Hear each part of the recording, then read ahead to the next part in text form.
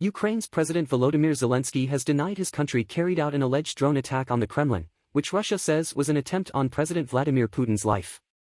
"We don't attack Putin or Moscow. We fight on our territory. We are defending our villages and cities," he said, speaking on a visit to Finland. The Russian president's office said defenses downed 2 drones overnight. It threatened to retaliate when and where it considered necessary. Unverified footage circulating online shows smoke rising over the Kremlin, a large government complex in central Moscow, early on Wednesday. A second video shows a small explosion above the site's Senate building, while 2 men appear to clamber up the dome. The Russian presidency said Ukraine had attempted a strike on Mr. Putin's residence in the Kremlin and described it as a planned terrorist act and an assassination attempt on the president. Officials said 2 drones targeting the complex had been disabled using electronic radar assets, adding that President Putin had not been in the complex at the time of the alleged attack. But Ukraine has said the Russian accusations are merely a pretext for massive attacks on its territory, and the US says it is treating the Russian claims with a lot of caution. Mr. Putin appears to be one of the most closely guarded leaders in the world.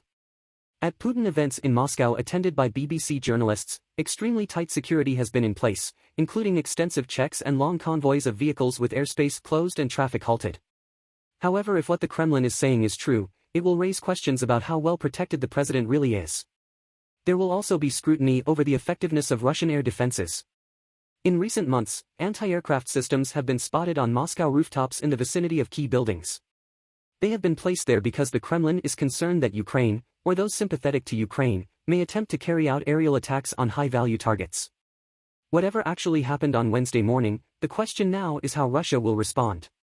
Some officials have already called for tough action. Russian generals have warned many times of harsh responses to any strikes on Russian territory.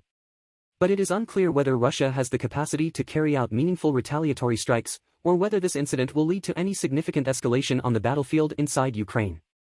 A Ukrainian presidential advisor told the BBC the incident indicated Russia could be preparing a large-scale terrorist provocation in Ukraine. Mikhailo Podolyak said attacking Moscow made no sense for Ukraine but would help Russia justify its own attacks on civilian targets. On Wednesday, Russian strikes on Ukraine's southern Kherson region killed 21 people. Mr. Zelensky said the shelling had hit a railway station and a crossing, a house, a hardware store, a grocery supermarket and a gas station.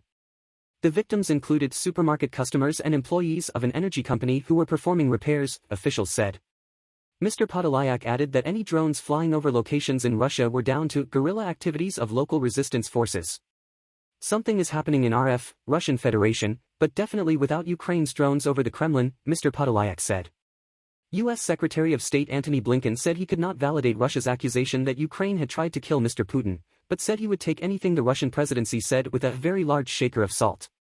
Mick Mulroy, a former U.S. Deputy Assistant Secretary of Defense and CIA officer, told the BBC that if reports of the incident were accurate, it was unlikely to be an assassination attempt as Ukraine tracks President Putin's movements closely and he was not in Moscow at the time. This may have been to show the Russian people that they can be hit anywhere and that the war they started in Ukraine may eventually come home to Russia, even the capital, he said. Alternatively, if the reports were not accurate, Russia may be fabricating this to use as a pretext to target President Zelensky, something they have tried to in the past, Mr. Mulroy said.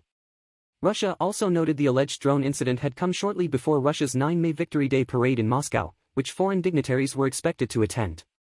The parade will go ahead as planned, Russian officials said. Moscow's mayor on Wednesday announced a ban on unauthorized drone flights over the city. Several Russian cities had already announced they would scale back this year's Victory Day celebrations. Russian authorities have cited security reasons and attacks from pro-Ukrainian forces for the changes. Explosions and fires have occurred in Russia in recent weeks.